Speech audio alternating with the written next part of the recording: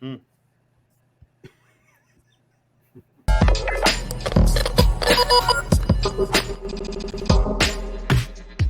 We're the Con Guys, and this is the Con Guys Show, coming to you straight from the nerdy heart of Hollywood, California. And this is Jim with theconguy.com. She's been here with theconguy.com. Katie here, aka the Con Girl. Zordon did not want 5 teenagers with attitude. My name is Derek Sam. I'm Danae Sams, and that's my brother. We are your home for news, opinions, and interviews from the world of Comic-Cons and fandoms. Your ultimate insiders for all things con. Hey! Ben, I really do wish that we could be using the Jurassic Park music right now. Dun, dun, dun. But we could hum it. We could. I don't think that violates copyright if we just hum it, right?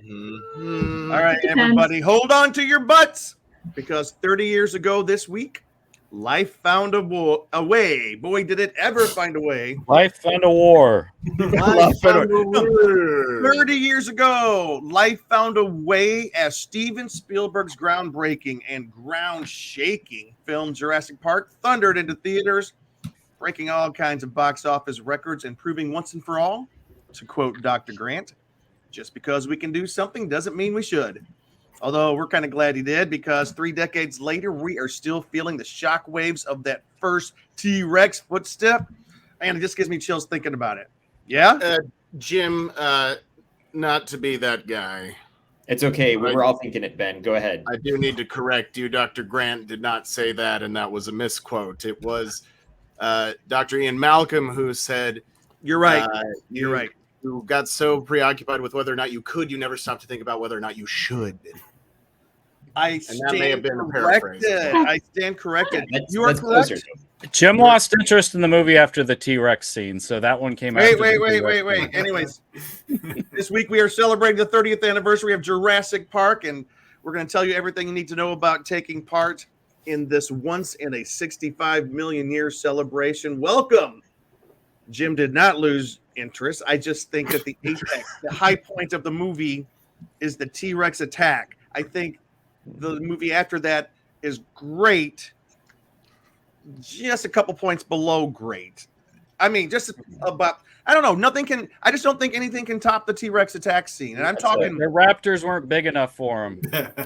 All right. I don't know. I mean, Jurassic Park 3 had a talking raptor, so. True. That's when it got really good. All right, my name is Jim. To be fair, that was a dream sequence. All right, let's introduce ourselves for everybody. All right, from Ohio, who do we have this week? Hey, Jake, coming at you from the Jacoba system. Glad to be on the show again. It's always a pleasure to talk to you guys about movies, and we'll, of course, show off some cool collectibles from Jurassic Park, both the vintage line and also the new stuff we have, sir. So looking forward to talking about that stuff with you guys. Nice. I like how Jim said, from Ohio, who do we have this week? As if we have so many people come on the show from Ohio. Well, I could be in Ohio or California. We never know where Luke is at, though. That's true. Luke is always somewhere else. Yeah. Luke just got back from New York and Ohio.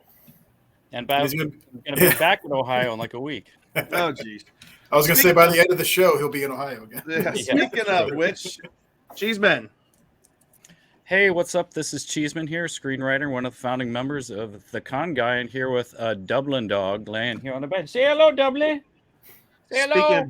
That's a big dinosaur in itself. Yeah.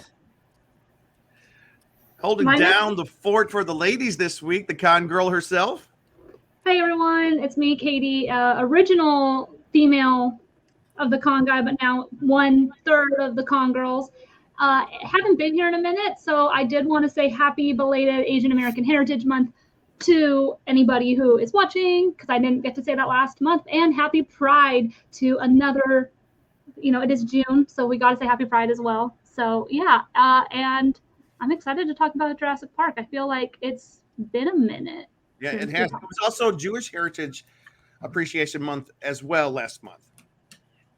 So let's just want to call that out. Oh, somebody here who looks like Dr. Grant. Who could that be? I wouldn't go that far, but hi, my name is Derek. I'm a regular on the Con Guy ever since the beginning of this podcast.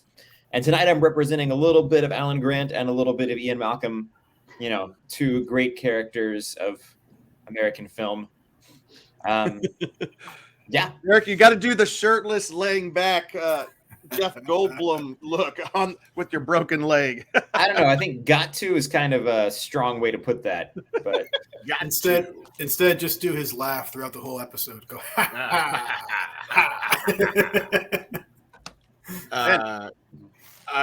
InGen has gone too far this time. They've created a Jeff Goldblum, Sam Neill combination, DNA splicing. They're playing God. Hey everybody, it's me, old buddy Ben.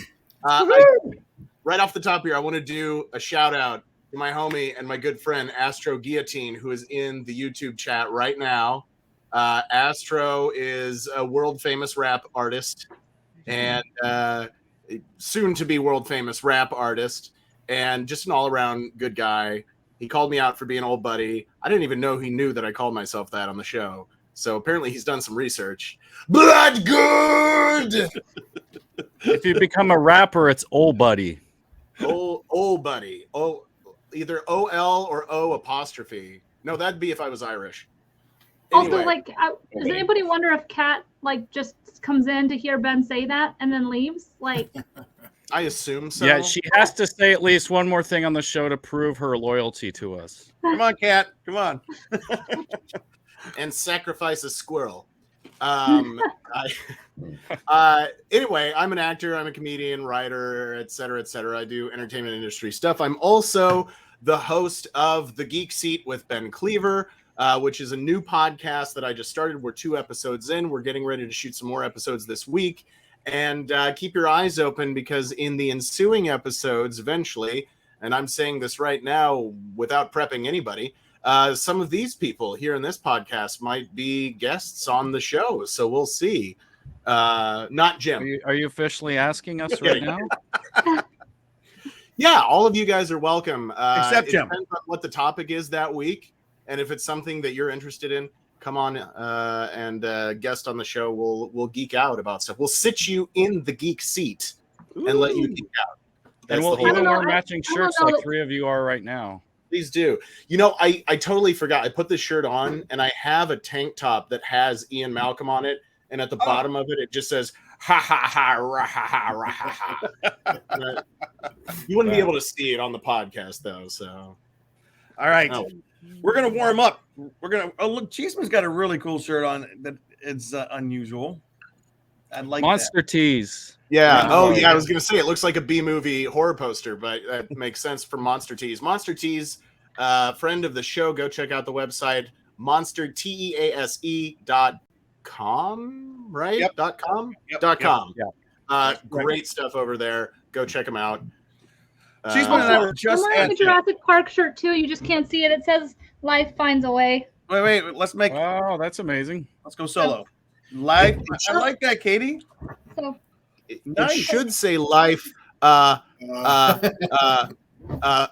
a way." Derek still wins because he has the hat on. Yep. Oh, thanks. See, I don't have anything on me that says Jurassic Park. I've got a hat over here that says Jurassic World, but I didn't quite feel right wearing that tonight. But he actually looks like a digger, so he wins. There you go. Let me warm us up just a little bit. Yeah. Just a little bit. A little bit of trivia. Let's see if we get. Let's see who can get it. See who can get it. So Jurassic Park brought in its initial run over $400 million domestically. That's in 1993 money, my friends. To become, at the time, the most successful motion picture of all time up to that point. What was the film that it beat out to claim that title? Go. E.T.? Ben. What year was that? I'm Batman. What year was that? 93. 93? Who said E.T.? I did. Good. You didn't read my questions, did you? No. All right. All right. Wait. Bonus. What film did E.T. beat in 1982 to become the #1 film of all time? Star Wars. Star Wars. Yeah. All I'm right. just blurting them out. All right, and Ben, let's see. What movie did Star Wars beat? Jaws. Jaws. I Jaws. know all three of these so far. I remember What's because cool? you know, I don't even know what that movie is. Oh, How I know is because the pictures that are sent to each director when you beat Yeah. it, they make these illustrations of, and kind of like, you know, whenever a movie beats the other, someone like does this illustration, and that's how I know these. It's like What a is- congratulations thing. The picture was the Jaws shark, and it had R2-D2 with a fishing pole, and it was like catching the shark. Caught And the that shark. was like, yeah. So wait a second. Not only did Steven Spielberg come back for revenge, he then doubled down on George Lucas. Yeah. Steven Spielberg had Jaws. Then it went George Lucas with Star Wars. Then Steven Spielberg with E.T. Spielberg with E.T. and Steven Spielberg with Jurassic Park. All right, last question of the big movies. What movie beat Jurassic Park? Titanic. Titanic. Titanic, Titanic. 1999. I was waiting for it. I was like, it's Titanic. Like, go. Yeah. I know that. Yeah. All right, And then James Cameron kicked down the door and said, Oh, "You a-holes." I know. Speaking of other directors, what other well-known director stated that he wanted to make Jurassic Park, but the rights to the book by Michael Crichton were optioned a few hours Ridley Scott. before he could bid on them. He missed it by just a few hours. What Ridley other Scott? director? No. I have no idea. I don't know either. Speaking of Titanic, James Cameron. James James Cameron wanted to make it, Hmm. Interesting. but he did come back and he said that he thought that Steven Spielberg was the correct person to make it because James Cameron goes, if I would have made it, it would have been a much more violent movie, and it's already a violent movie. I want to see his version though. Why can't he do a version now? I know. I mean, it can't That's be like- worse than the most recent Yeah. Jurassic World movie, right? All right, You were there when I saw it. Yep. 3 more questions. Ian, aka Jeff Goldblum's character, Ian says the line "must go faster" while being chased by a dinosaur. Yeah. In what other film, which came later, did Jeff Goldblum? I know Yep. this one. Also say the Go ahead, line, guys. Ben Cleaver. ID4. ID4 Independence ID4. Day. when Ian I Wilson- pointed that out to you when we were watching it, I think, didn't it? Oh, you did? Yeah. Ah. I didn't know if you got it from me pointing it out, or I guess it was online. By the way, quick Mark. side note, 2 quick things, because now this is the second thing that I want to mention about this. So those of you who came to my wedding, do you recall that Brianna walked down the aisle to the Jurassic Park theme? But also, do you remember that one of I'm the nodding my brides- head, but if you're on the podcast, I'm nodding my head. Yeah, Jim nodded his head. But do you also remember at the reception when one of the bridesmaids gave the full presidential speech from Independence Day as her speech? She wasn't even I supposed didn't to have know about this. This is She amazing. wasn't the maid of honor. She was just a bridesmaid. But then she was like, "Can I do a speech at the reception?" We're like, "Sure." She's like, "We're like, what are you gonna do?" She's like, "I don't want to tell you." And then she came up and did the full Independence Day speech. That's amazing. All right, last 2 questions, and we just pissed off Derek. All right, last 2 questions. Let's see if you guys can get this one. Probably not. This is a hard one. When Juanito, he's the guy at the beginning, is inspecting the amber encased in the mosquito at the dig site in the beginning of the film, what connection does that actor have with the con guy? Ooh, I know this one, Seinfeld. so I'm not going to answer. You But cannot Derek answer, would Luke. know, but he's I don't not think anyone here. else is going to answer. I'll just tell you. Seinfeld. No, his name is Miguel Sandoval. Miguel Sandoval is the father of Olivia Sandoval, a friend of ours who was she was one of the founding members of Whiskey Sunday. She was in season 2 of Fargo, and she's a pretty amazing person. Anyways, her dad was Yeah. in. And we've met him at one of the gigs before. He came to watch his daughter play. Yeah, Very she nice. just filmed a short film up on the mountain with Haley Joel Osment, who she's really good buddies with. Or In you said Dublin's that? house, Dublin's Mountain House. Yeah, Dog Dublin's house. Yeah, that's where she was at.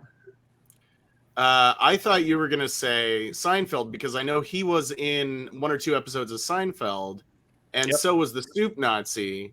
And then we got the Soup Nazi drunk at WonderCon. here. We did. That wasn't hard. story. That was I not think his hard. name was Larry.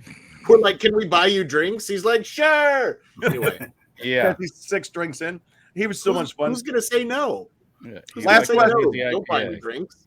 Last question. And Cheeseman, you can't answer this one. Derek Okay. needs let back in. Oh, let me let him back in. He's He had knocking the on answer. the door. He Wait, has ask him the answer. last question to see if he gets it. Derek, I'm gonna ask I you did the last. get it. I put the answer in the He chat did while answer you the were reading last one. Oh, you did. You put the answer in the private chat. Yeah, Olivia. Oh, Derek knew the answer to that. of All right. course. Last trivia question. Let me go back. Here we go. Luke, you cannot answer. Because Which- it's about my underwear. That's why I can't answer. No, I'm Which okay. Jurassic Park underwear am I wearing right now? This is a family show, Luke. Only you will know the answer to that, Cheeseman. All right. Which Pajamas. Hawaiian island was used for much of the beautiful island setting in the film Jurassic Park? Who knows? Can I phone a friend? Isn't it Oahu? Astro Guillotine is from Hawaii. Oh. Astro, put the answer. They use. I know they Yeah. use the same valley that's in a bunch of stuff. Like they use it in Lost, and then they used it again in Jumanji. Well, Into the Lost was Jungle. filmed in Maui. Welcome to the jungle. Jonathan Wilkinson, you spelled it wrong, but you got the No, correct Hawaii. answer. Kauai is a island. Kauai is a Japanese word. Yep. Oh, wait. And Astro Shot a said he music shot a video. music video there. Very cool. Nice. All right, Luke, the reason you couldn't answer is I'm tossing it to you because Could have been there. oh, I've been there. wait. Did I not say Oahu? He said yeah, on Oahu. I said Oahu. Kualoa Ranch on Oahu. Nice. The reason Like hey this guy knows Cheeseman, something. Yeah. our next Yeah. part of what I want to ask you guys is tell me a little bit about Jurassic Park, your first time seeing it, and then we're going to talk about the celebration, guys. Tonight we're going to talk about the celebration of the 30th anniversary of Jurassic Park. Excuse me. There's events happening, there's offsites, there's screenings, and Jake's going to take us through so many toys that have just been dropped. So, but first of all, let's talk about Jurassic Park. Cheeseman, we just talked about the island of Kauai. And here Cheeseman is at on the island of Kauai at the actual ranch where they filmed it. Tell us about this, Luke. I mean, that's exactly what you said it was. I mean, yeah, we were there in Hawaii. We saw the location. I think this was the spot where they saw like the dinosaurs for the first time, where they were kind of in that awe of seeing, those giant Brachiosauruses and all that, where the Jeeps were. I think that was the location of that specific shot that was in that spot we saw. And we also saw a very Thor-looking guy pulling out of the ranch, and he almost looked at slow motion, open the gate, like whipping his hair. And I'm like, do only models work at this place? This is weird. Yeah, There's also like other model-y looking people that were pulling out of that gate. So Jurassic Park is also owned by superhumans. Luke. Marty Carlin says, "What's up, Luke? What's up, Marty?" Who's Marty? Marty, we used to do acting stuff together. We worked a lot of like background shoots and stuff back in the day. So, Cheeseman, since you've got the floor right now, tell us about your experience with Jurassic Park. When your first time seeing it? Well, unlike Jake, his dad was a doctor. So no, I'm just kidding. It had nothing to do with this. I saw Jurassic Park for the first time in the Dollar Theater, actually. And I think I saw it 3 times in the Dollar Theater. I went to remember the Westerville Dollar Theater, Jake? Yeah. Yeah, so I went there multiple times. The first I remember my great uncle telling me about Jurassic Park and talking about how horrifying it was when I went on a trip in Santa Fe in that June that it was released and stuff, and just heard so much like hype around it, and I was real excited to hear it. But for some reason, I think my family waited to the Dollar Theater. Not that we always did that, but for some reason I saw it for the first time there. And I remember my cousin Joey, who was like very hyperactive and just like you couldn't keep him still. He was like horrified after he saw the movie, and it was like speechless. And I remember seeing my cousin Joe, like my uncle was like holding him, and like he couldn't speak after seeing Jurassic Park and stuff. For some reason, that kind of stuck out to me. But Because he was scared, or he's what's excited? that? Because he was scared, or he's excited. Scared, yeah. Oh, wow. But me and Jake were just kind of barely friends then, because this was like 4th grade for us. So like we were just kind of starting to talk. So we weren't like at the part in our lives where we saw the movies. So like my cousin Sean was living with me, and I bought the Jurassic Park compound. I got all these like toys and stuff, which we'll talk about later in the show. But I used to be so excited to get home from school just to play with my Jurassic Park toys and stuff. So, and then of course, when it came out on VHS, I got that. And we used to like, when you'd have like TVs in your car and put like VHS tapes in, like while making like road trips as a family, we'd drive down to Florida. And then what Jake's holding there, I actually have mine up here too. Is that your VHS tape, Jake? Yep. The original VHS tape. Originals. Look at that. Oh, wow. That's mine too that we took on family vacations. So and I watched this over and over again. That's my story. Nice. Pitch it to somebody, Luke. Well, Jake, I was referencing him, so I gotta get it. Okay. I remember seeing it for the first time in the theater with my mom and my older brother. And my younger brother at the time was only, I want to say he was like 5 or 6, so he was a little too young to go. So I remember we dropped him off at my grandma's house and went, and I was just like blown away. I just thought it was like the most exciting, just a visually like amazing movie I'd ever seen at the time. And I remember going to pick him up after that at my grandma's house. This is coming from a guy that saw T2 as a child, somehow was able to see T2 in the theater as a child. I saw T2. But anyways, yeah, went there, and then like you said, it came out in June '93, and we were 10 years old. So my birthday's in June, and that year, like everything I got was Jurassic Park. And again, just like my VHS tape, I still have my original Jurassic Park action figures. Got the Raptor there. We'll show some pictures of the vintage one. There's the Raptor and Grant, and here's the big boy. And listen close. He still works. The mouth So I put a thing around its mouth, like a rubber missing its arm. band kind of thing, and broke it. So mine doesn't make noise anymore. Yeah. I'm sorry, Jake. All the dinosaurs in Jurassic Park are female. Yeah. Dr. Wu controlled their chromosomes. Yes, I stand corrected. You're right. Well, to begin with, they're all female, but life finds a way. Life finds a way. There were eggs. Some South African frogs have been known to spontaneously change sex from female to male in a single-sex environment. Yeah. All right. All right. Tell the whole movie. All right. Jake's gonna pitch it to somebody, but I want to throw this in there. One of the biggest parts about this year is the film's back. The Jurassic Park is back in theaters all across the country this week. It is showing in a number of major markets across the country. I know it's here in LA. I know it's in New York. I know it's in Atlanta. It's in a couple of different California cities. So just check it out. You'll be able to find it. They're doing special screenings on both coasts at both Universal theme parks. They're having like marathon screenings of it at both parks, which is kind of cool. You can also, if you don't want to go to the movie theater, but why not? But Jurassic Park, Jurassic Park Lost World, Jurassic Park 3, and Jurassic World are all starting this week, are on Peacock, if you guys get Peacock. And then this is kind of cool. Universal Pictures Home Entertainment will be releasing limited commemorative editions of the film on 4K starting this week. So Jurassic Park and all of the subsequent installments, which we're not going to talk a lot about them because, anyways, I like some of them though. But anyways, they're all going to be available this week. All right, Jake, pitch it to somebody else to give their Jurassic Park story. Let's just go down the line, Jim. Tell us about your first time. Oh, I don't have one. I'm just kidding.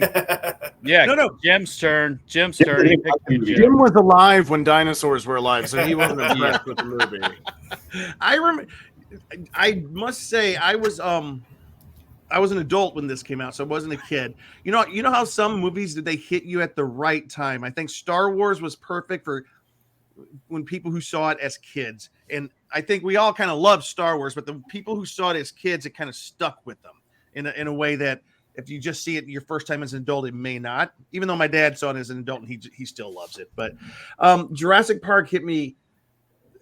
It was just an awe-inspiring movie. I saw it. I think I can't remember the exact moment I saw it. I saw it in theaters, but I remember just being blown away because I grew up with. He was at the wee age of 50 years old when he saw it. I remember I grew up with the stop motion animation for any kind of giant creature or whatnot, and I thought this was going to be that. you know, and because we didn't have like all these millions of websites back in my day telling how everything was made, but we did have Entertainment Tonight talk about how Steven Spielberg was using a brand new way of animating his dinosaurs, a mix between animatronics and computer generated. And we're like, wow, what's that going to look like? It's going to look weird. We all thought it's going to be the one thing I remember was sitting in the theater with the crowds. And when we first saw the dinosaurs, the first time that Dr. Grant and Ellie saw that dinosaur in the Jeep and they looked out and they watching it walk, everyone in the theater thought the same way. We're like, we knew we had just entered a new kind of filmmaking. We knew that movies had just changed. And it was kind of so cool to be part of that. Like something just changed. We knew it had just changed. And then, I don't know, the announcement came out after that George Lucas said, we have now developed a way that I can go back and do my movies the way I want to. And we're like, oh, we were excited at first, but then they went downhill from there. But anyways, that's my that's my big thing about Jurassic Park. And the music just blew me away. I bought the soundtrack on tape. I bought it on CD, and now I have it on my iPhone. So I buy it every time. They're making all kinds of money off me because I keep on buying the different versions of it. But Jim, is it fair to say that when you heard they were going to use computer animation for Jurassic Park, and I'm saying this both as a joke and seriously, like, did the thought run through your mind like this is going to look like the Dire Straits Money for Nothing music video? Like, seriously, right? I was fully expecting it to look more like the Luke Skywalker on Hoth. What's the creature he was riding through the snow? The Tauntaun. The Tauntaun? Yeah, I thought it was going to look like that. In my mind, it's like it's going to look like just really cool stop motion. But man, I just remember the first time I saw it, seeing the wrinkles over the muscles on the dinosaurs as they moved. You're like, holy crap, how are they doing that? It's just amazing. All right, Katie, I'm throwing it to you. The wrinkles. So I don't remember seeing it in theaters. I don't think I would have seen it in theaters. I was quite small, and I don't think my parents would have taken me to a dinosaur movie at that age. But I did see it, when I was older, probably still a kid. I don't remember exactly how old I was, but I just remember, like, there's certain scenes in that movie that still give me anxiety because of the first time I saw it and the reaction I had when I first saw it. I mean, the scene where they're trying to run away from the raptors in the kitchen, it's like literally always going to be in my brain as one of like the most scary scenes ever, because it still makes me anxious when it jumps up and almost grabs the leg.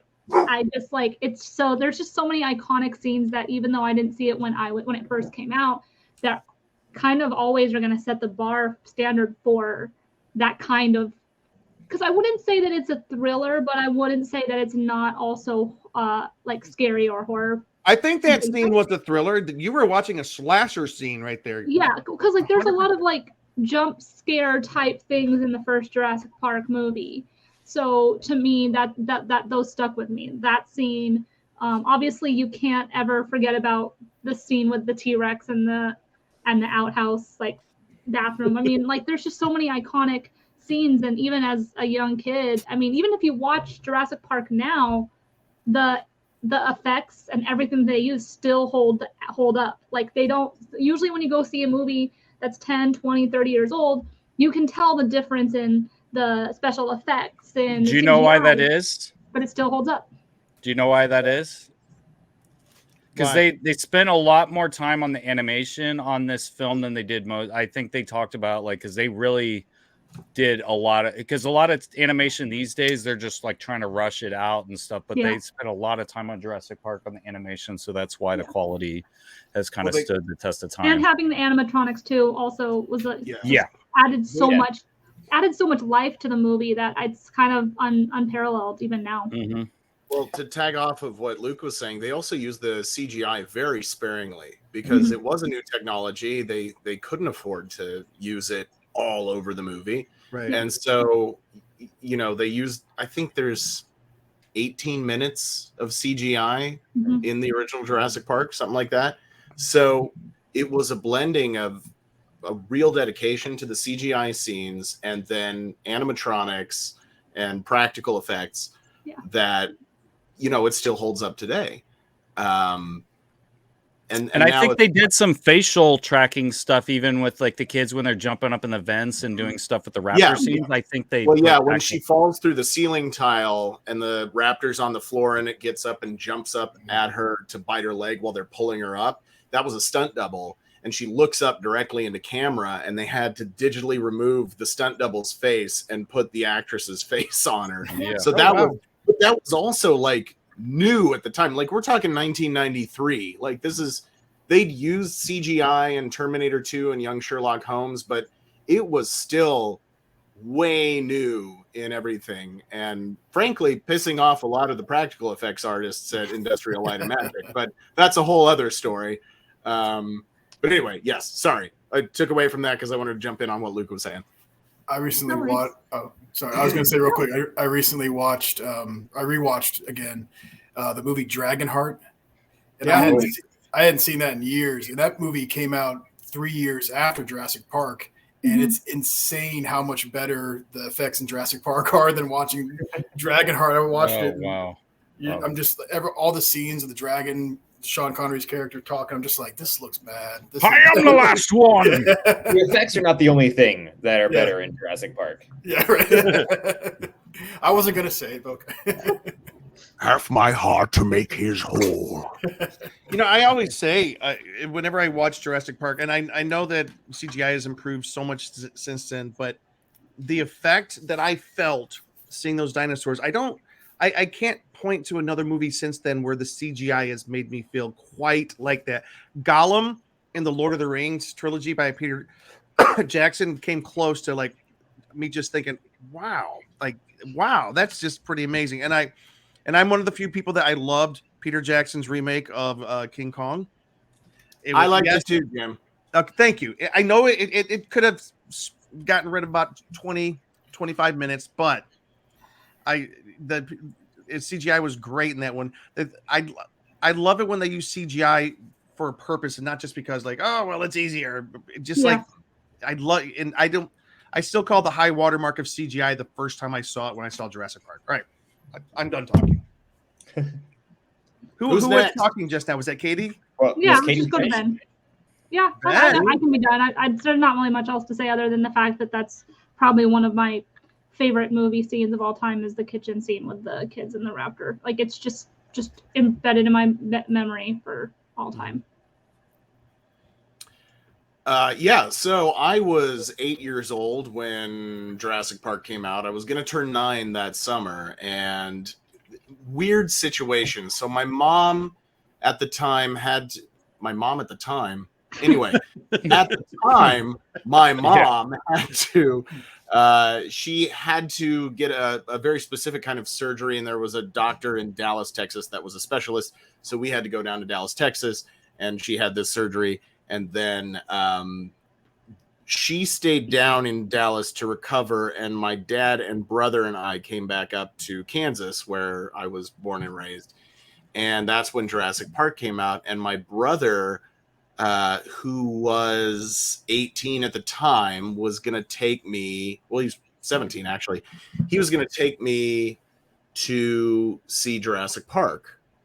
And I guess my dad told my mom, and my mom calls the house from a hospital bed in Dallas, Texas, asks to talk to my older brother, and she is like, you are not going to take him to see a scary dinosaur movie in the theater, et cetera, et cetera. And so I was verboten from going to see Jurassic Park in the theater as an 8-year-old child, which there Perfect was this age. Right? There was this whole debate in my family. Like, my dad had read some article that had said, a kid shouldn't go see Jurassic Park unless they survived watching T2. And then we were like, T2, what's that? And I was like, Teenage Mutant Ninja Turtles 2? I love that movie. I can go see Jurassic Park. But ultimately they were like, no, you can't go. So I didn't end up watching it until it came out on VHS, which in the early 90s, you remember it took 10,000 years for a movie to come out on VHS after it was in the theater. Yep. And so I do remember watching it in our basement for the first time. And not being able to sleep that night after I watched it, and also at the same time being completely obsessed with it. And then when I was 12 is when The Lost World came out, and I was in Colorado with my other brother, staying at him and his wife's house, and we went to see that, and then I couldn't sleep that night because then the T-Rex was in a city in the United States, and so there's that. And then by the time Jurassic Park 3 came out, I loved movies. I loved the Jurassic Park franchise, and I went and saw it, and I was like, that was fun, but who cares? And I like Jurassic Park 3, but it's not my favorite. Yeah. But it has the first movie is something I've seen by now literally dozens of times, and I can quote it. As I mentioned before, my wife walked up the aisle to a Spanish guitar version of the Jurassic Park theme. It's, when I met Brie, it was one of the first things that was like a huge like touchstone moment of our like geek life that we were able to bond over, was our love of Jurassic Park. So it's a really special movie to me. Like I said, I can probably quote the whole thing. The Lego video game is really awesome. And so Derek. Yeah.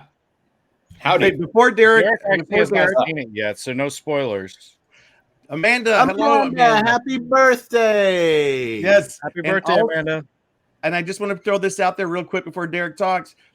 Jonathan said this was Jonathan Wilkinson, first movie he saw in the theater. I love that. It was my very first movie at 2 years old. 2 years? That's too young. My dad. That's too young to see any movie in the theater. His dad said he regretted taking him to see that decision for months because of how scared he was of dinosaurs after that. Oh, Wow. Yeah. Good thing they're prehistoric. All right, Derek, let's hear it. Yeah. So I was scared of everything as a kid. Every movie, basically, that had anything even moderately frightening, like, would keep me up at night. So Gabriel Gill and the Little People. I didn't see that until later, but it would have terrified me. I knew I was old enough and just self-aware enough to know that I should not see Jurassic Park. But I remember sitting in church on a Sunday morning next to my Meemaw, and she wrote a note while my dad was preaching, and just wrote in the note, "I saw Jurassic Park yesterday. It was good." And I was like, "Oh man!" And then from then on, all the other kids in school who had seen it were talking about it. So eventually, it was also at Meemaw's house that I saw it on VHS, rented. I was finally brave enough to watch it, and I realized that I actually loved it. I think it scared me just enough to really give me that adrenaline rush, but not to freak me out nearly as much as I thought. Yeah. Because Meemaw reassured me that it was more suspenseful than scary. Yep. It's the kind of movie where you just, you don't really know what's going to happen, and you're worried for the safety of the characters, especially the kids. But she kept telling me it was really good. So, Meemaw. I really like you saying Meemaw. Can you just call us all Meemaw? You just outed Meemaw for passing notes. Or at least Jim. You can call I Jim did. Meemaw. Shut up. Jim is Pappy Jim. She quit caring about that way back then. And now she's in heaven, so she definitely doesn't need to pass notes. She doesn't care.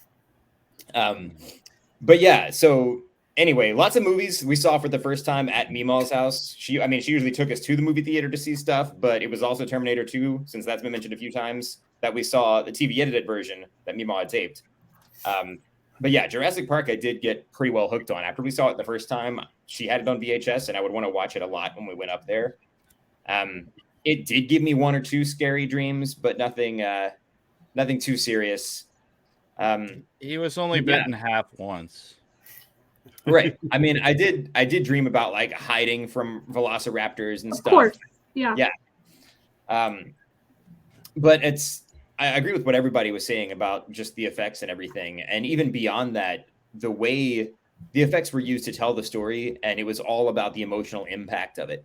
There are YouTube videos out there galore about some of Spielberg's methods in this, but the way just the framing of the dinosaurs in the scene, the way it's gradually revealed when we finally see the brachiosauruses and how huge they are. They're not fully in frame at first, and so the camera has to tilt up so that we gradually see the whole thing. There are so many little smart things done like that. And I'm already wearing my Dr. Grant hat and my Dr. Malcolm glasses, so I'm going to put on my really nerdy pants right now that you can't see, and say, if you've ever studied, you not wearing pants right now?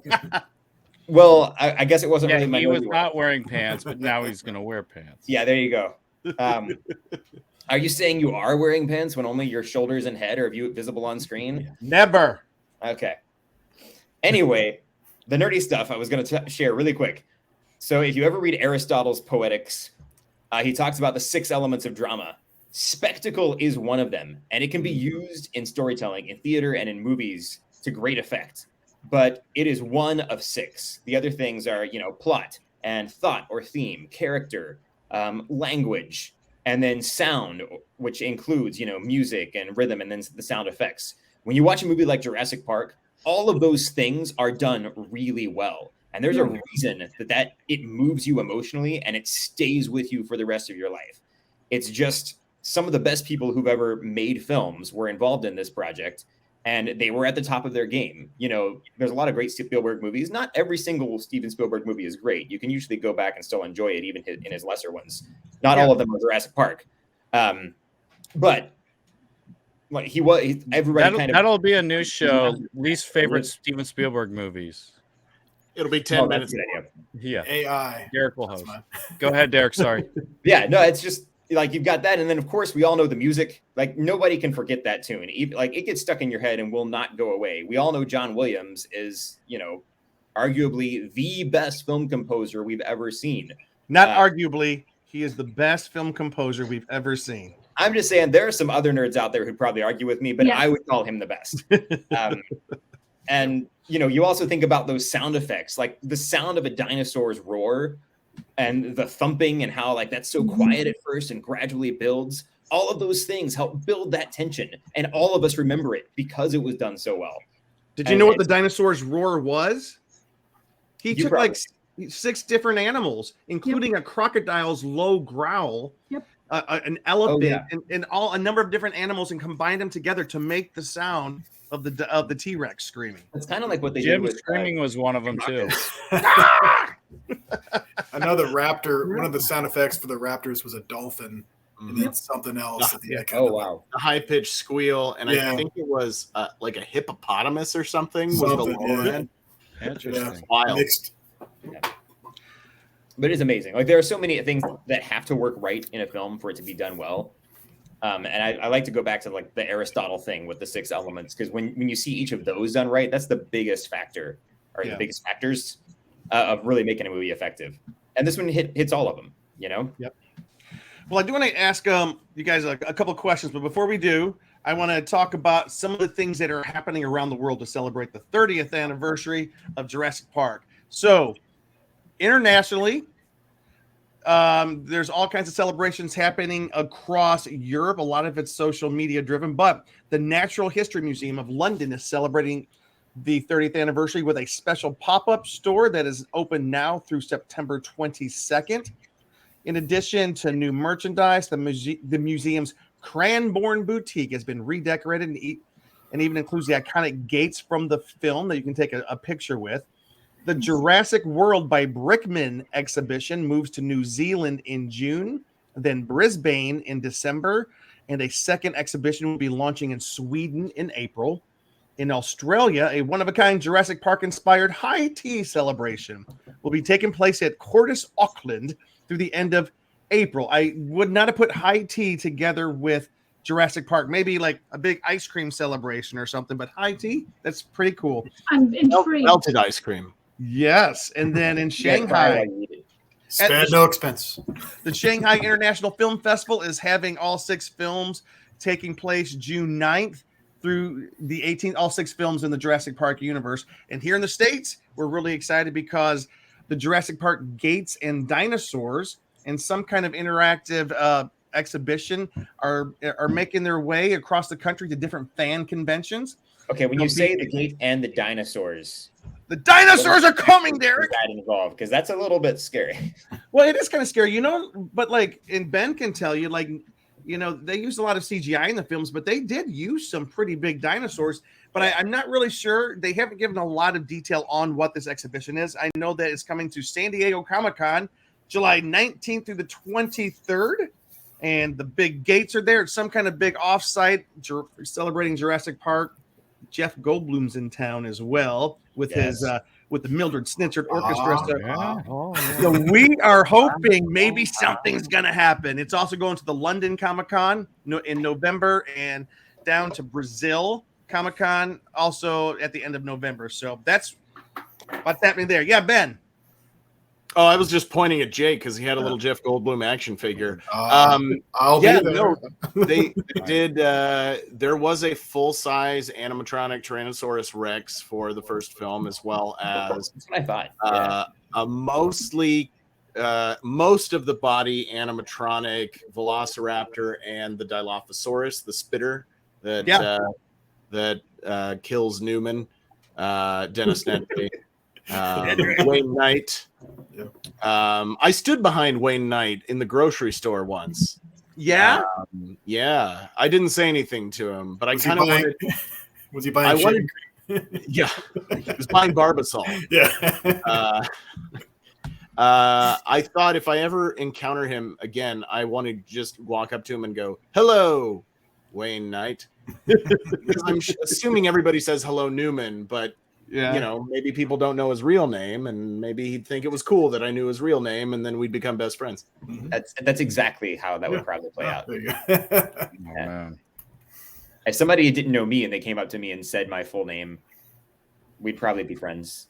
Yeah, That's how the that funny works. thing is the thing that people scream at Mark Wahlberg the most is like, say hello to your mom for me from Fear. Jonathan, it was at Vaughn's that was just around the corner from where we used to live. Very cool. Very cool. All right. I'm going to ask you guys a question. And then we're going to talk about the Universal Studios. They're having big celebrations themselves. But before we do,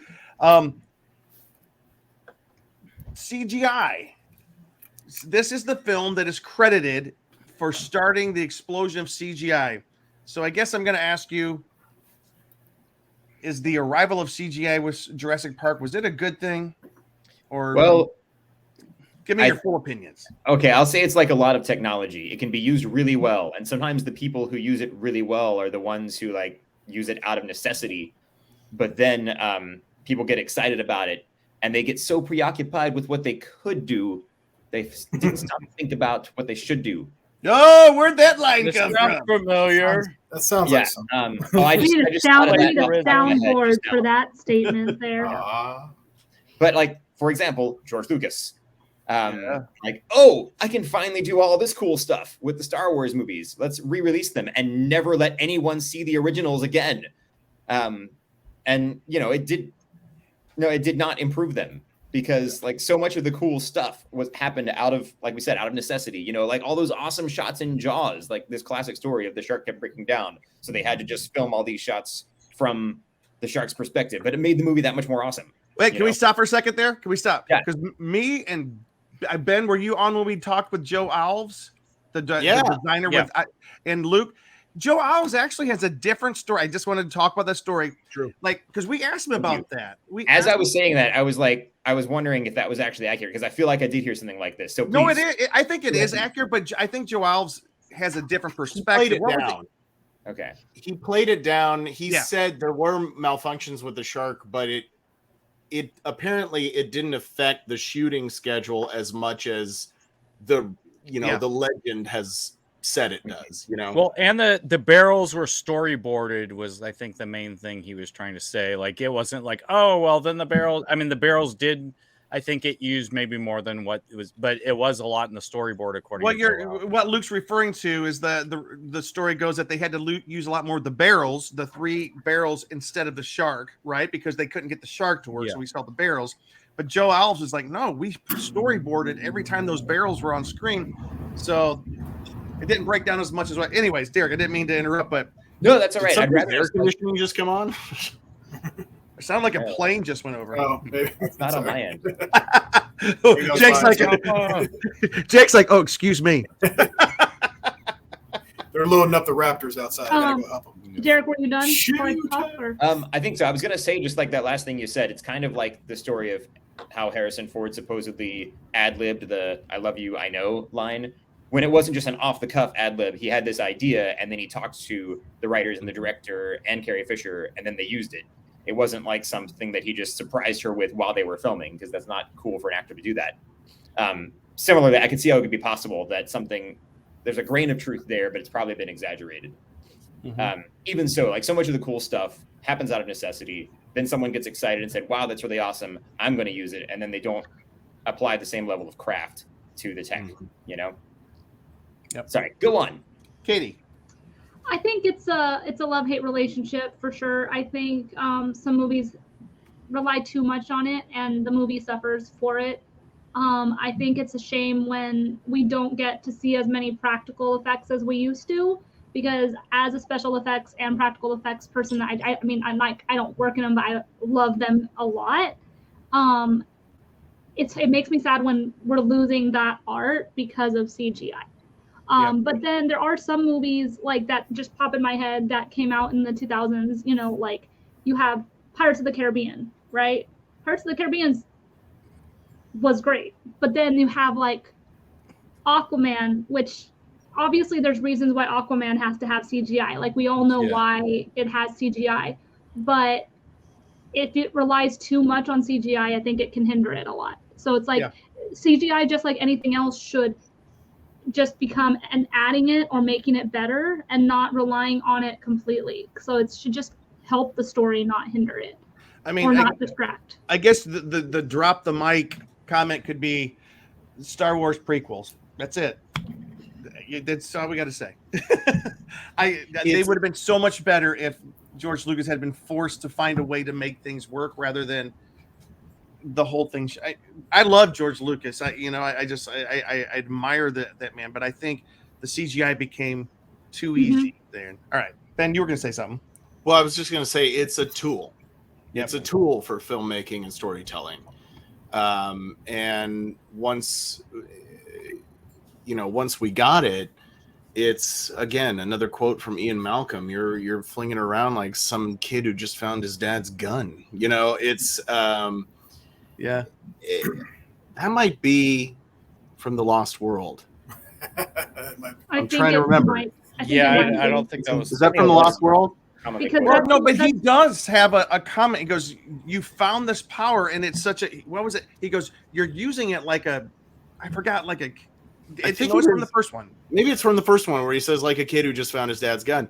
But that's essentially what they've done. You know what they did with CGI, especially in the late '90s and early 2000s. They were just like, listen. But here's the other thing. Then you have great movies like 1999's The Mummy, where the CGI, you go back and watch it, and it's terrible. It's just awful. But the movie's so good. You're right. It was terrible. So good that you're just like, whatever. Don't care. CGI is terrible. Love it anyway. Scorpion King. Oh, my gosh. Oh, that was like the bottom of the barrel as far as like overuse of CGI. Like, we're going to make a CGI character that looks like The Rock. Yep. You have The Rock. Just use him. I know, that was bizarre to me. Oh my. Hey, let me just say this real quick, and then we'll continue this conversation. But if anyone is wondering what else is happening to celebrate, if you guys get a chance to go to one of the Universal Studios resorts, either in Orlando or Hollywood right now, they are. Oh, I just want to say hello to someone who Jake Thomas. Hey. What's up, Jake Thomas. Jake hey, is a dude. We're in the Rosanna-verse. What does that even mean? Connors. Anyways, Roseanne Connor. And then the show, The Connors. It's, come on, Jim. I got it. You're a writer. Speaking of which, Jake was having a cool writers meet up tonight. So otherwise, we would invite him on the show tonight. Jake is, I love picking his brain when it comes to movies. Jake just got back from Cannes. I was just going to ask if you guys. Not Comic-Con, France. So anyway. Sharknado is what. By the way, Sharknado. I was going to say, I would just, solid point. Jurassic Fair enough. Sharknado is another. They have another Jurassic movie. Shark. Jurassic Shark, yeah. Hey, just real quick, because we are running out of time. I do want to get to the new merchandise. Universal Studios Orlando and Universal Studios Hollywood both have some really cool events going on, including a brand new tribute store at both locations, Jurassic themed menu items. They're having the screenings, and both parks have the Jurassic Park ride. Well, no. Hollywood's is now, what is it, Katie? Jurassic World. Yeah. Yes. Jurassic Park is still in Orlando, I think, or did they switch it out too? I don't remember. I thought it was switched to Orlando, but I don't know. I haven't been to Universal Orlando, so I don't It's think really they cool. did. In Orlando, they had the giant gate. Do they have the gates here in Hollywood as well? I don't remember. I don't think I so. think they still have it. They kind of do on the ride. Yeah, Yeah, on but the it's ride. on the Yeah. waterway. But It's not- not like you not walk in. enter it. No. Yeah. So, anyways, so there's a lot going on. There's going to be a lot more going on. One of the hashtags they're encouraging people, that Universal's encouraging people to look at, is called Jurassic June, or Jurassic Park 30th anniversary. You'll find all sorts of stuff happening, and there are screenings. I think the screenings are going to be fun. I've heard there's some dress up screenings. People are being encouraged to come as your favorite character, so that's very cool. We can put more information up on the website, but we're going to jump over real quick. We are celebrating, and we're going to go to Luke first. And Luke, you're going to do this part real quick. If you're going to Universal Studios, on the 25th anniversary, they had a really cool celebration that you were a part of. And you want to take us through that real quick? Cheeseman. Yeah, so my dad actually was local for that. I think it was around the time I saw the Paul McCartney concert. So he came in and we did some different things. Actually, that was a different trip. My bad. But he was in town, and we happened to go to this Jurassic Park 25th anniversary. I convinced him to go at City Walk. They showed the movie, and then you got into the park, and then they had some special panels and all that where Jeff Goldblum was there, and then the director of the new Jurassic World, Colin Trevorrow. Yeah, he was there, and you could do all the rides, and then they even had like a Jurassic cookie and all this other stuff. But it was a really cool event, and we got Colin they Trevorrow also had like a lot of props from the movie or costume kind of stuff. So, and that was I had pictures from this, but I forgot to send them in to you guys. Yeah, because I remember that, Katie. Yeah, Sorry. because I actually got to work that event, so I can't really say what capacity I worked it, because of magic and all that. But I did get to work at that event when I worked at Universal, and it was a really fun event to work after hours. And I when it comes to being a nerd, I think one of the things that makes me really feel like a nerd is my complete lack of self-control when it comes to buying themed food or themed cocktails. So if you're like, cookie. Here's a themed cup that you can get for $40, I'm like, oh, sure, just It's plastic, and all the art will wash off in the dishwasher. But and not only that, when they rethemed this, I don't think it was open when they did the 25th, but since they reopened Jurassic World, they now have a bar at Universal Studios right outside the ride that's called Isla New Bar.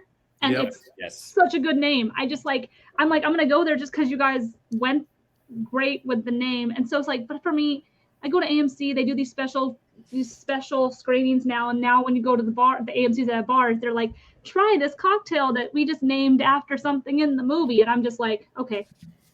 They're like, it's just a bullshit cocktail, but it's named after something. And I can say that I drank a themed drink with my movie. So, but at City Walk, I can only do that if we're upstairs because you can't drink downstairs at City Walk. I know, it's weird. No, you can at the Universal Studios Hollywood. They have the bar upstairs. Yeah, you can't take your drinks.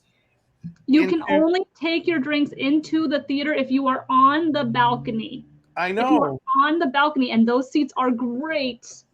And they told me the reason for that, at the time, because the liquor license doesn't cover the 3 feet between the bar and the movie theater. There's 3 feet. I'm like, build a stinking bridge or something. But yeah, it's because of the liquor license. Yeah. But I Katie, fell for the Isla Nublar at Universal as well. Like you stand in line for 30 minutes for a $40 vodka and soda, you know. Yeah. But they have the cool little plastic like tiki cups. So like, you know. So I did. Here's a couple of the names of the wines, Katie, since you like the names of themed things. They're having the Terrier Dactyl Rosé, and they're having the Blanco Osorus wine. They even have an amber mojito, and they have one called Wild Refresher. It's a Fanta flavor. I'm guessing it's like supposed to be a roar. They're supposed to be, I'm guessing. All right, we're gonna jump over to Jake. Jake, there is not only tons of screenings and events happening, but there's so much merchandise coming out to celebrate this, and you've gathered some of it for us.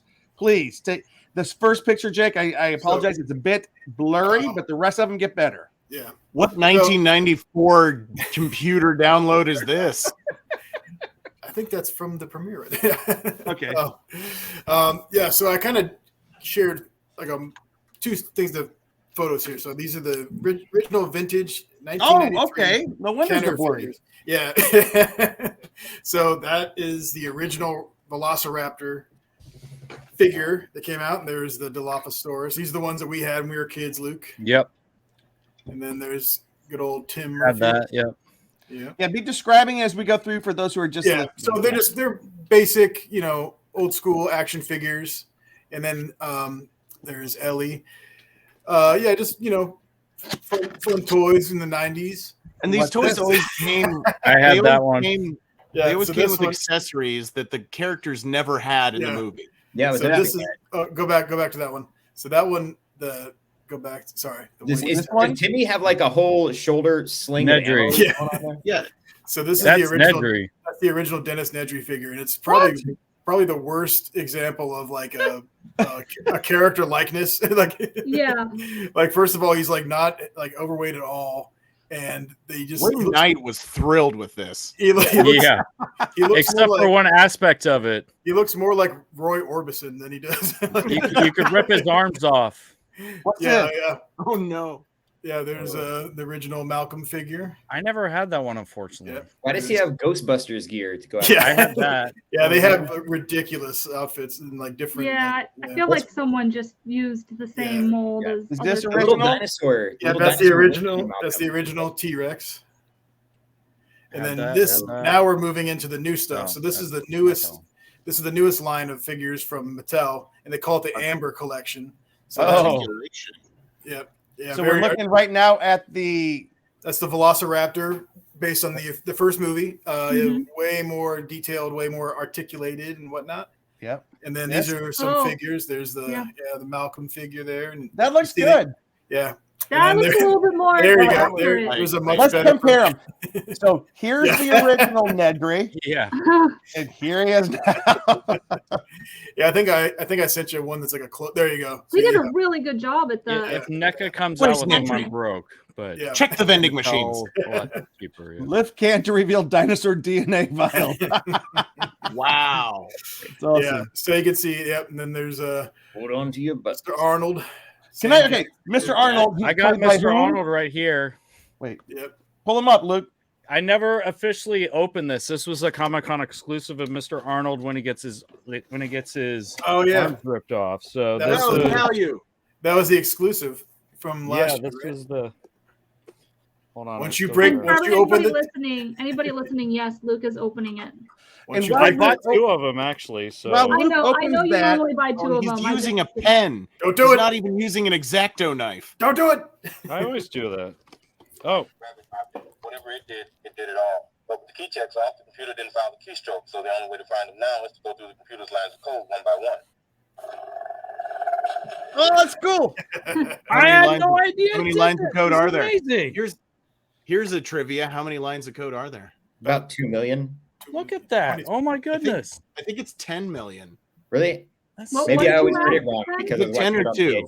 Yeah. I could be wrong. I thought it was 10, but it might be 2. I mean, 10 would make sense. That's so cool. I mean, either way, it's impossible. By the way, I had to ask since we're here. Somebody tell me, this was the first time I had seen Samuel L. Jackson as an actor? I think this was before he was a big deal, right? Mm-hmm. He didn't do Pulp Fiction until the next year, Right. 1994. Definitely his biggest role at the time, but he had been in other stuff. I remember he was in he was in Goodfellas, wasn't he? Oh, was he? Yeah, he's the guy that they. Yeah, but it wasn't a big part. Right. Yeah. He'd been in stuff, but it wasn't this big. All right, Yeah. so close up looks awesome. Yeah, good likeness there. All right. Look at Wait. Describe what we're looking at. The accessories. It says arm ripped off. Yeah. All right. Then there's Dr. Grant there. I love how they have the accessories like the flare. The flare. The flare. All right. Oh, there's the packaging. There's the packaging. Yeah. So cool stuff. No, So this is my favorite, more recent item. So Transformers and Jurassic Park did a collaboration here. So you have the T-Rex and the Explorer from Jurassic Park, and then they transform into Transformers. Into Transformers. Yep. And I love how the T-Rex is like, he looks like Megatron from the Beast Wars animated series in the 90s.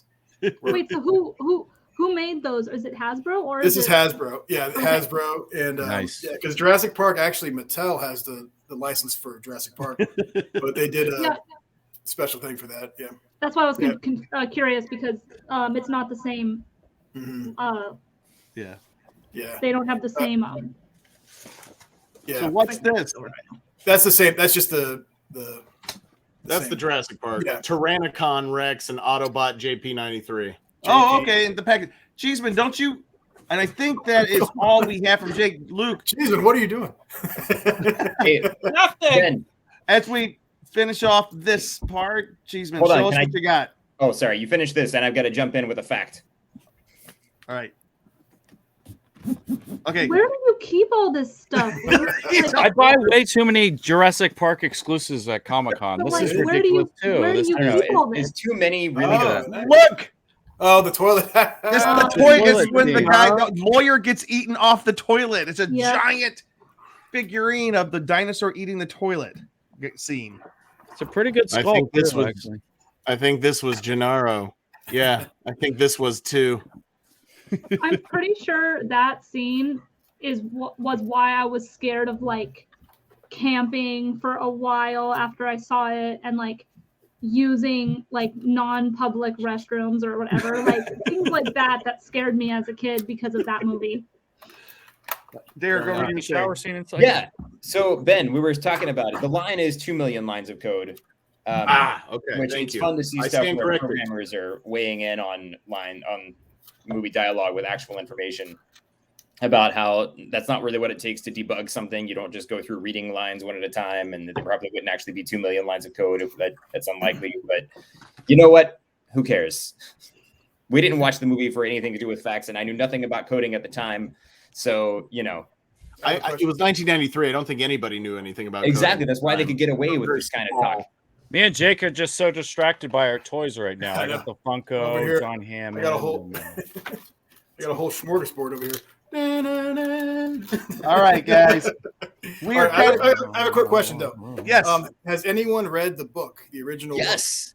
Book? Yes. I have. Yes. And I've read both. yes. Ooh. Yes. Pretty me di- too, actually. Pretty different than the movie. You guys Oh. agree? Like a lot of characters. John Hammond is an a-hole. Yeah. He's Yeah. awful. Yeah. In the And he Spiel- dies. Yeah. Oh, what? No. In the Sorry, book, John spoiler, Hammond spoiler, gets eaten but- by the compies, the little guys from the second movie. John Hammond gets eaten by those in the book, and he's a real. And you're just happy about Yeah. it in the Yeah. book. In the love It's movie. the James Cameron version, Jim. Relax. I know. love I the heard that. little I did. I dinosaurs. was reading that Spielberg wanted to make Hammond more of a Walt Disney than he did. And what's weird too is that almost pretty much every character who dies in the movie lives in the book. Like Gennaro lives. I think Right. the Australian dude. I can't think of his name.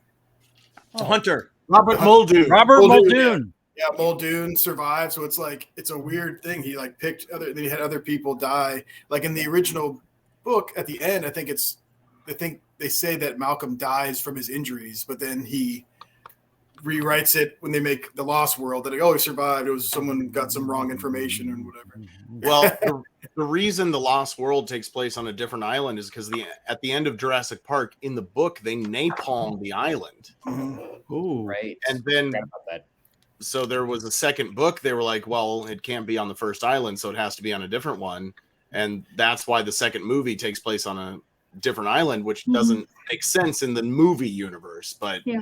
I love how Spielberg kind of not bullied, but like, nudged him to write the second book because he wanted to make a movie. So then he writes the book, and then he's like, okay, yeah, I didn't really like it. I'm just gonna make my own thing. So he kind of like just changes it. Also, Yeah, a lot of San people don't- Diego.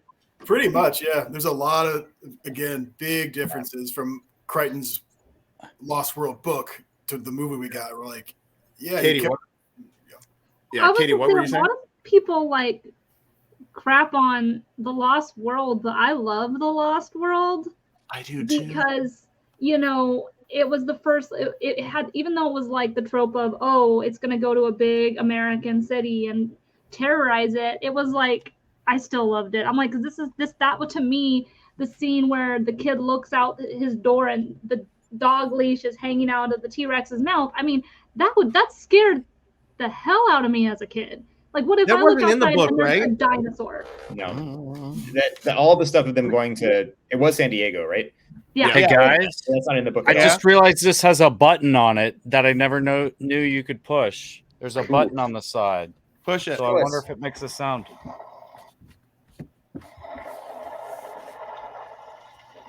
It's the That's car. the toilet. The toilet flushing. That's funny. Remember that scene when the lights lit up under the toilet and then Gennaro got eaten? No. I did not He know wasn't that. using, people are like, oh, he was using the bathroom. He wasn't using the bathroom. He was just sitting in there He's hiding. just sitting there. But didn't he have his pants down? No, he had shorts No. on. No, Yeah, short yeah, on. it's, Yeah, short it on, as the yeah. figure shows. He it, was just yeah. hiding in the You bathroom. could, Which is I think I because, don't know like, why. because we saw his legs, and so some people thought, why is he choosing this moment to relieve himself? Well, when I was I just watching it love on when- VHS on a screen scarcely bigger than the one I'm looking at you guys on now, I wasn't sure either. Yeah. Well, I I mean, just love clearly- there's. Sorry, go ahead. I was gonna say, clearly he didn't watch Game of Thrones and see what happens when you go and sit to go use the bathroom. Yeah. Well, I mean, to be fair, Game of Thrones came out 20 years later. Yes, Um, but it took place it took place before, though. We're gonna say it took place before it, but it came out after. Kind of.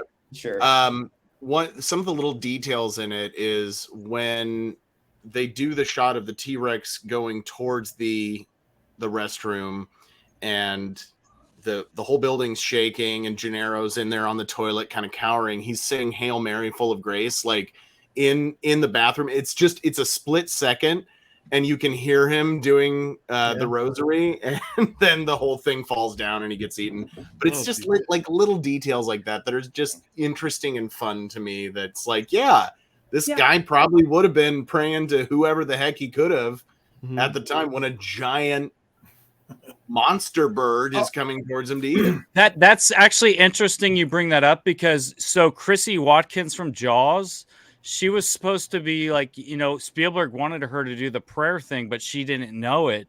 So they kind of like, she's just, oh God, and you did more of that. But Spielberg originally wanted her to do that in Jaws, but she didn't know it. So this was what he never got to do in Jaws. Yeah. Interesting. I didn't realize that until you said that. I didn't notice that before. Anyways, hey, we You do heard it have here. to kind of start winding this down, but I Are you just saying we must go faster? must go faster. Must go faster. I pulled up the Rotten Tomatoes page, and it has it's it's up in the 90s. It's got a great, but a couple of British papers gave it a negative review. They said this. This is from the Globe and the Mail about the original Jurassic Park. Said it has a thrill or two and a chill or three, but it has no poetry, little sense of wonder, no resident subtext, and no art. Oh my gosh. Somebody did not have a good time. And then here's what the New York Review of Books said. I did not feel that I wasted my 2 hours or my $7 plus another 2 for the indigestible Raptor Bites candy tie-in, but I was deeply disappointed by much about the movie. What's your response to that? He sounds wasted when he says that, so I don't even think they watched the Yeah, movie. some people just want to feel better about themselves by putting down something else or someone else. Yeah. Some people just want to watch the world burn. So yeah. It wasn't foreign film enough for me. Finn. All right, guys. Ben, what did you think about that? Because I know this is a special movie for Ben. Yeah, I mean, listen, what was it? Even like Citizen Kane had a 100% on Rotten Tomatoes until somebody came on and gave it a shitty review. So it's like everybody wants to, you know, have an opinion and be the provocateur. You know, yeah, the provocateur. And you know, maybe to be fair, maybe this person went to it and they weren't impressed for whatever reason. But I think you know, Derek has a point in saying, you know, when you have the what was it, Aristotle's 6 points of storytelling, you know, and Spielberg hits them all. When you have a movie like that really hits it on all points, checks all of the boxes, and everybody's raving about it, somebody out there wants to come out and be like, oh yeah, well, I didn't think so. So and you're going to have that in every situation, you know, if you can do everything perfect. And which wasn't new to Spielberg, because if you, I think it was on the Spielberg documentary or something, like Spielberg, like in his early days, even with Jaws and like Indiana Jones, all that was not seen as like an Academy Award winning type director. Like everybody's like, oh, kind of like how people like, yeah, it's just a Marvel movie. It doesn't deserve to be an Academy Award. Me. Like people saw Spielberg that way. And I think it wasn't really until he did some of the like later films or tried to do more of the dramatic stuff. I don't know if like The Color Purple or, you know, well, you know what his next film was? Schindler's List. I was going to say with Schindler's List, right? But you know, like he went on and do Schindler's List, Amistad, stuff like that, where it's like hard dramas of like real life things. He wanted to respect it as a filmmaker, you know, and he just wasn't by certain audiences. Well, guys, listen, we do have to wrap things up. I just want. Is that a new cat, Jake? She's not new. We've had her 2 years now. This is Penny Lane. Penny Lane, you're in my ears and in my eyes. Listen, so is there a barber showing photographs? Yes. Yeah. Fish and finger pies. There is also, we didn't get a chance to show it tonight for merchandise, a Jurassic Park inspired Lego line, including the Visitor Center. You can get that on Amazon. Mattel is debuting an all new collector line with 15 different things and plush that you can get with the 1993 feel. And you can actually go to Amazon. They have a Jurassic Park site on Amazon right now with so much stuff. Guys, we're going to end with this question. Why is it that we're still talking about Jurassic Park 30 years later? What is the impact of Jurassic Park? Why has it been so impactful? And this is how we're ending the show tonight. Jake, I'd love to hear what you have to say. I mean, we have already talked about the effects and how they were groundbreaking. And like you said, when that movie came out at the time, it was just like, this is a whole new game, you know. But, and like Derek and everyone has said, it's the storytelling, it's everything in this movie is almost a perfect film. When it's just like, something was loud. But yeah. And it's also everybody, you know, except for the guy who wrote that review, loves dinosaurs. So, I mean, yeah, it's a fun, awesome, adventure-filled, you know, cool movie. So it just stands the test of time. Katie. I mean, kind of echoing off what Jake said. I mean, who doesn't love dinosaurs? What kid doesn't? Even if, I mean, gender aside, everybody is scared of dinosaurs at one point in their childhood, I think, at least. And there's always, it's kind of like a staple of monsters and scary things. So, and it's iconic in that way. And they don't do a lot of dinosaur movies even to this day. You know, you still don't see them in a lot of stuff, which I think is why that's another reason why, because Jurassic Park was so good that other people are like, should we try? Well, And, I know that you me and know- Ben are we can't wait for Marvel to enter the Savage Land. Marvel's got their own dinosaurs. All right. Cheeseman, what do you think?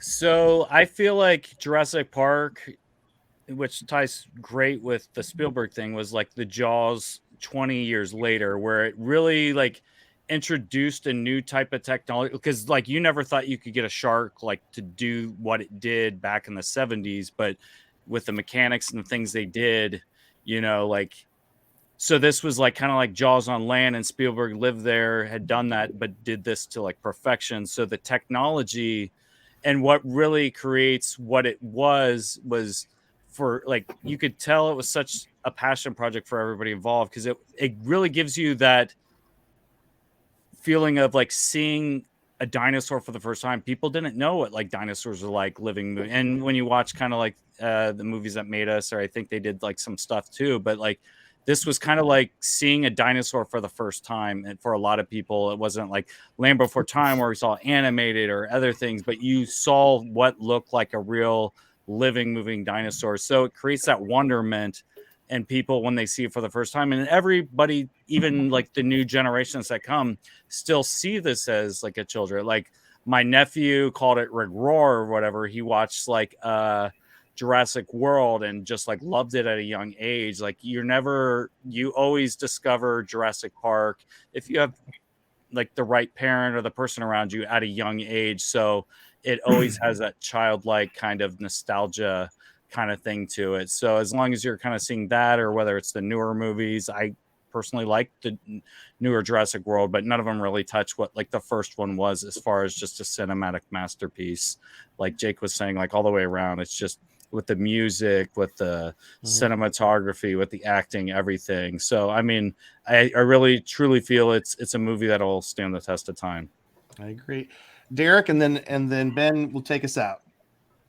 Yeah, I think we covered a lot of the reasons why it lingers. You know, it hits all those points. It's like, and of course, as we talked about a lot of Spielberg movies before, there are stakes that we can all relate to. It's very primal. It's all about survival, but also, you know, as with a lot of Spielberg movies, we care about the safety of the kids in the movie. And, you know, he's got a reputation for taking good care of kids on set, making sure that they're safe and that they're, you know, that people are just looking after the well-being of the children. And just a fun story really quick. Meemaw was the one that introduced me to Jurassic Park. Peepaw, our grandfather on that side, always called it Jurassic Park. And when we would correct him, he would say, "Oh, I knew there was an ass in there somewhere." Which was shocking to my 10-year-old ears. But I was never going to forget it after that. So maybe that's part of why it had staying power with me. And then he doubled down on it and continued calling it Jurassic Park, I'm assuming. Oh, yeah. Right? Yeah. And, you know, after VHS, we got it on BVD. Wow.